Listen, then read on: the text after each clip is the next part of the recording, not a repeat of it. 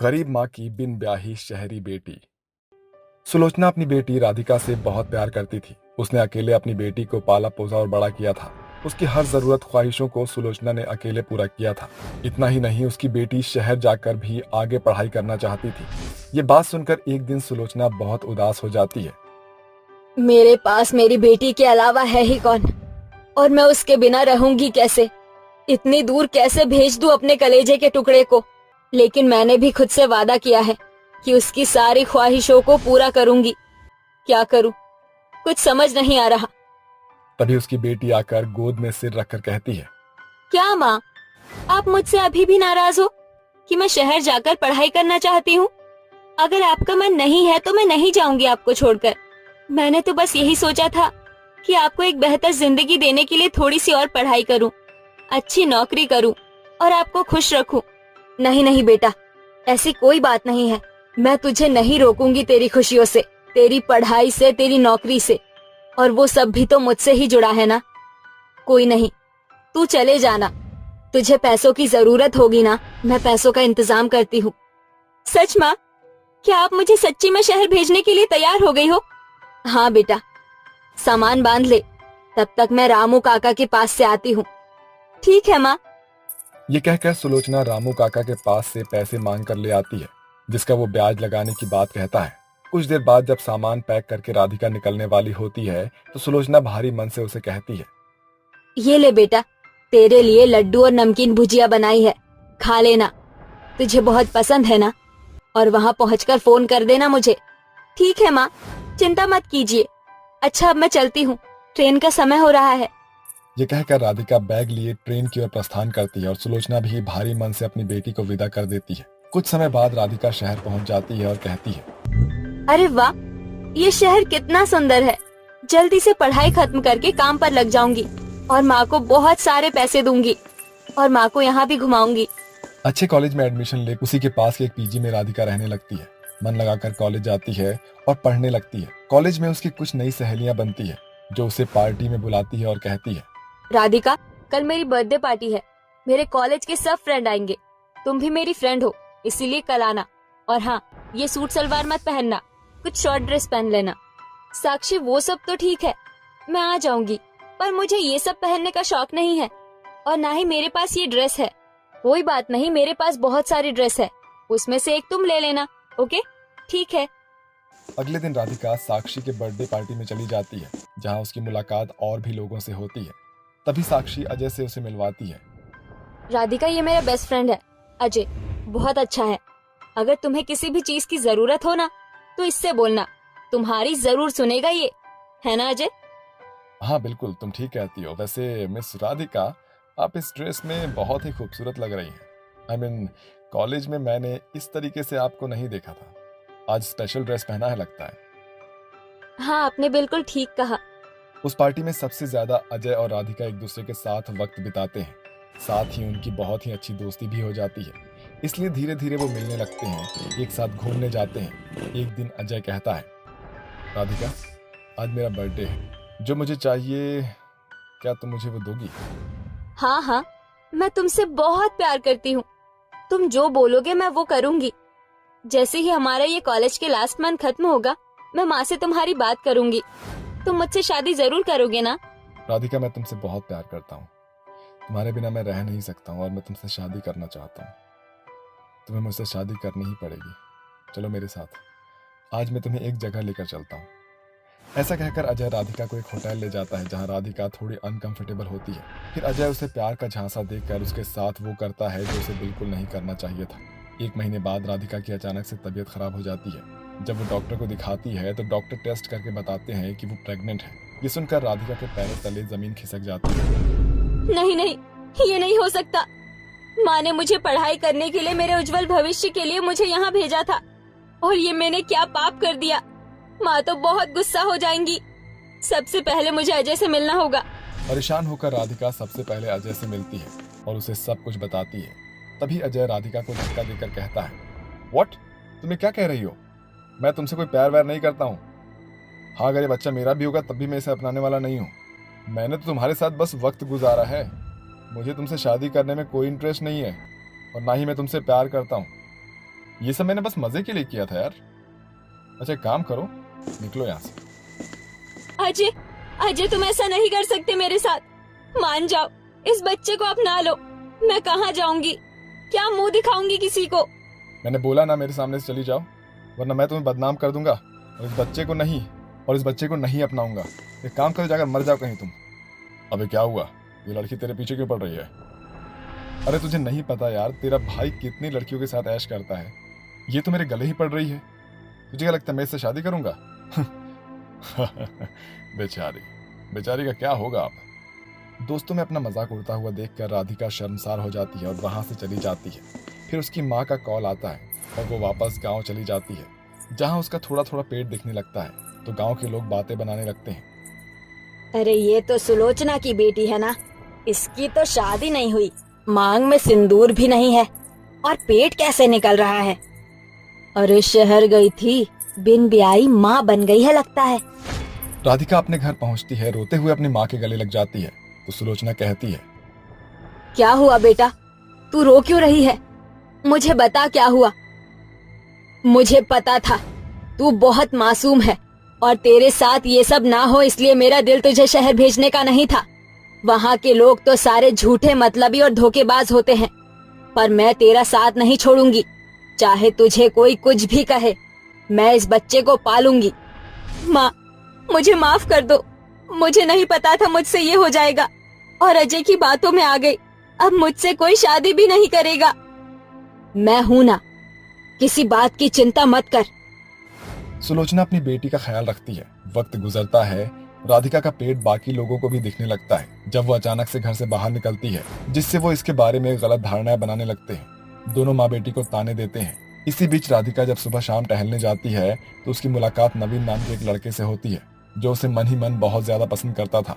जब उसकी माँ उसके पास नहीं थी तब वो गिरने वाली थी। फिर नवीन उसका हाथ पकड़कर उसे बचा लेता है और कहता है, आप ठीक तो है ना? आप अकेली क्यों रहती हैं?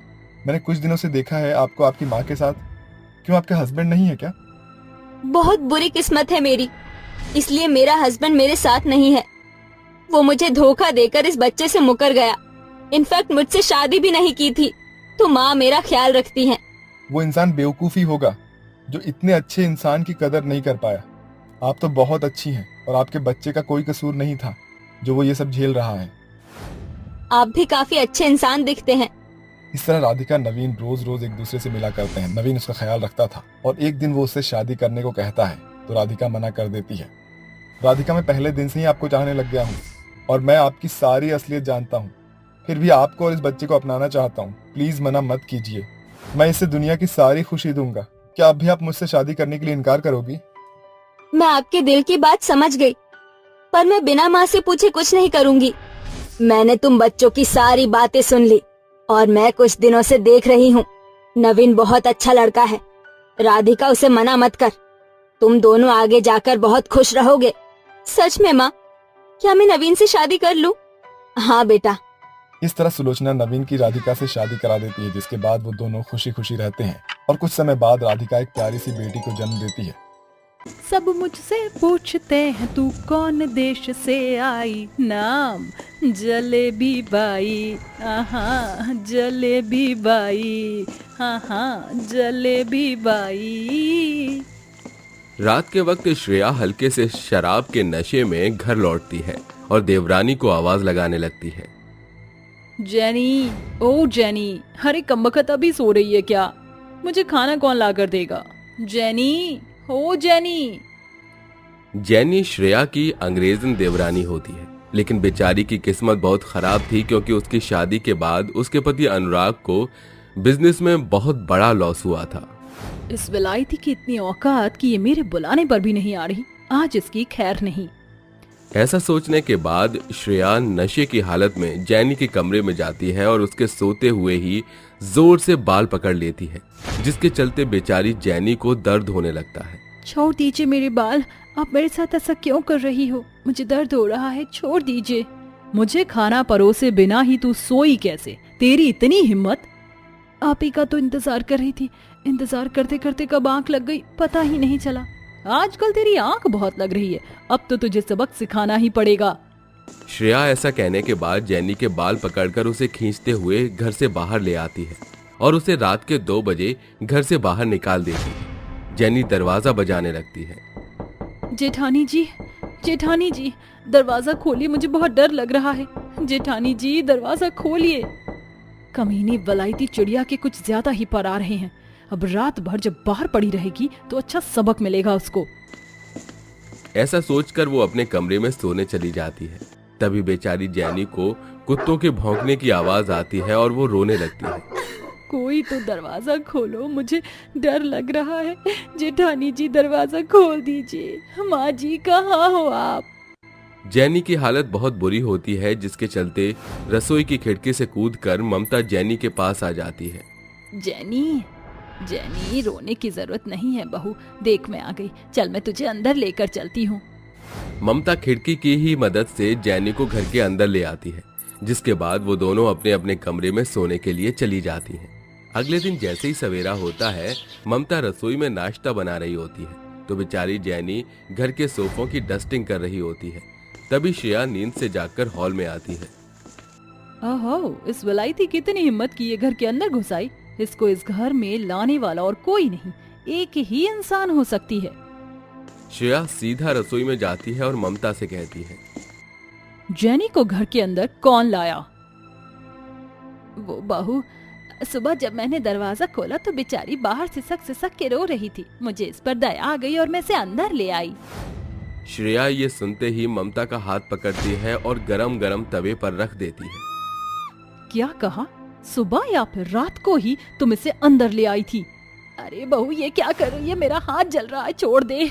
मेरा हाथ छोड़ दे। आखिर तू ये क्या कर रही है? ममता दर्द में तड़पने लगती है। कुछ देर उसे दर्द में देखने के बाद श्रेया ममता का हाथ छोड़ देती है। इस घर को मैं अपने पैसों से चला रही हूँ। इस घर में अगर किसी ने भी मेरे रास्ते में टांग अड़ाई तो उसके लिए मुझसे बुरा और कोई हो ही नहीं सकता। आइंदा अगर दोबारा ऐसा किया तो सोच लेना। और सुनो, शाम को यहाँ मैंने एक पार्टी रखी है, सभी मेहमानों का अच्छे से ख्याल रखना। ऐसा गुस्से में कहने के बाद श्रेया अपने कमरे में जाती है और छोटे छोटे कपड़े पहनकर तैयार हो जाती है, जिसके बाद वो अपने पति से पूछती है, बताओ राघव, मैं कैसी लग रही हूँ? अरे तुम तो बहुत सुंदर और प्यारी लग रही हो, लेकिन ये कपड़े कुछ ज्यादा ही छोटे नहीं है। पता था ऐसे ही बोलोगे। अरे तुम्हें भी मुझे खुश देखकर खुशी नहीं होती क्या? ये ड्रेस अरमानी की है और स्टॉक में सबसे पहले मैंने खरीदी है। अरे वाह श्रेया, ये तो बहुत अच्छी बात है। फिर तो तुम सुंदरता की मूरत लग रही हो। राघव अपनी घमंडी पत्नी, जो कि रंगत से भी सांवली थी, वो उसकी बहुत तारीफ करता है, लेकिन मन ही मन उसे कोसने भी लगता है। अरे ये काली घमंडी चुड़ैल भला कभी अच्छी लग सकती है? कोई इसे बताए कि इसका घमंड और ये बिल्कुल भी अच्छी नहीं है। क्या तुमने कुछ कहा? अरे मेरी जान, भला मैं कुछ कह सकता हूँ? ऐसा नहीं है, मैंने तो कुछ भी नहीं कहा। तुम तो बहुत प्यारी लग रही हो। वैसे आज कुछ खास है क्या तो तुम इतने तैयार हुई हो? अरे हाँ, आज मेरे सभी अमीर दोस्त घर पर आएंगे। मैंने अपने घर पर एक पार्टी रखी है। शाम की पार्टी के लिए तैयार हो जाना। और सुनो, अपने छोटे भाई को बोल देना कि वेटरों की जगह काम कर लेगा। मैं उसको कुछ पैसे दे दूंगी। ये सब दरवाजे के बाहर जैनी खड़ी होकर सुन लेती है, जिसके बाद वो रोते हुए अपने कमरे में चली जाती है, जहाँ पर अनुराग भी होता है। क्या हुआ जैनी, क्यों रो रही हो तुम? इस घर में हमारी कोई इज्जत नहीं। हम जेठानी जी की नजरों में नौकरों से भी गिरे हुए हैं। मैं चाहती हूँ कि हम ये घर छोड़कर यहाँ से माँ जी को अपने साथ ले जाएं और अपनी जिंदगी एक नए सिरे से शुरू करें। तुम तो जानती ही हो हमारे पास कुछ भी नहीं है। अगर घर छोड़ दिया तो भूखे मर जाएंगे। मैं ऐसा नहीं कर सकता। अनुराग जैनी के आंसू पोंछता है। चिंता मत करो जैनी, एक दिन सब ठीक हो जाएगा। जैनी अनुराग की बात मान लेती है, जिसके बाद देखते ही देखते शाम हो जाती है और श्रेया के सभी नशेड़ी दोस्त घर पर आ जाते हैं। उनका घर किसी डिस्को से कम नहीं लग रहा था। श्रेया के सभी दोस्तों ने पी रखी होती है और सभी 3 पत्ती खेल रहे थे। और मैं जीत गई। ये लो, देखो मेरे कार्ड। ये सब पैसे अब मेरे हुए। श्रेया नशे में सब कुछ हार चुकी थी। आखिरी में उसका घर रह गया था। वही श्रेया को अपनी हार मंजूर नहीं होती और वो अपना घर भी दांव पर लगा देती है। गेम अभी खत्म नहीं हुई। मैं अपना ये घर दांव पर लगाती हूँ। श्रेया, तुझे चढ़ गई। ऐसी बहकी बहकी बातें मत कर। घर को दांव पर लगा दिया तो कुछ नहीं बचेगा। श्रेया किसी की नहीं सुनती और वो फिर से अपना घर हार जाती है। आखिरकार ये घर भी मेरा हुआ, मैं जीत गई। नहीं, ऐसा नहीं हो सकता, ये घर मेरा है। लेकिन अब नहीं है। जाओ, चली जाओ अब तुम यहाँ से। नहीं जाऊंगी, नहीं जाऊंगी। अरे यह ऐसे नहीं मानेगी। तो यहाँ खड़े हुए मेरा मुंह क्या देख रहे हो? इसे निकाल फेंको यहाँ से। अंजलि के कहने पर चिराग और सुरेश श्रेया को घर से बाहर निकालकर फेंक देते हैं। ये सब जैनी सबको करते हुए देख लेती है, जिसके बाद वो अंजलि के सामने आकर बैठ जाती है और कहती है, मेरी जेठानी को तो हरा दिया, मुझे हरा पाओ तो मानूं। अच्छा, तो जैसे गरीब के पास दांव पर लगाने के लिए क्या है? जैनी अपने गले से मंगलसूत्र उतारती है और दांव पर लगा देती है, जिसके बाद वो 3 पत्ती खेलना शुरू करती है। अपने सुहाग की निशानी से ही वो धीरे धीरे अपनी जेठानी का हारा हुआ सब वापस जीत लेती है। ओह गॉड, ये नहीं हो सकता। अब तुम इस घर से अभी के अभी निकल जाओ और आज की पार्टी यहीं खत्म होती है। जहाँ बेचारी जैनी के पास कुछ भी नहीं था, वहीं अब जैनी के पास बहुत कुछ था। जब श्रेया को अगले दिन सुबह इस बात का पता चलता है तो उसे अपनी गलती का पछतावा होता है और वो सुबह सबसे पहले अपनी अंग्रेजन देवरानी से माफी मांगती है। मुझे माफ कर दो जैनी, मुझसे बहुत बड़ी गलती हो गई। तेरी गलतियां माफ करने के लायक ही नहीं है। अरे जिस दौलत पर तुझे घमंड था, आज वो दौलत तेरे पास भी नहीं है। छोड़िए माँ जी, जो हुआ सो हुआ। श्रेया दीदी मेरी जेठानी है और इस घर पर उनका भी हक है। जैनी के समझाने पर घर वाले मान जाते हैं और श्रेया को घर में आने देते हैं। उस दिन के बाद से श्रेया बहुत ज्यादा सुधर जाती है और अपनी अंग्रेजन देवरानी के साथ अच्छे से रहने लगती है।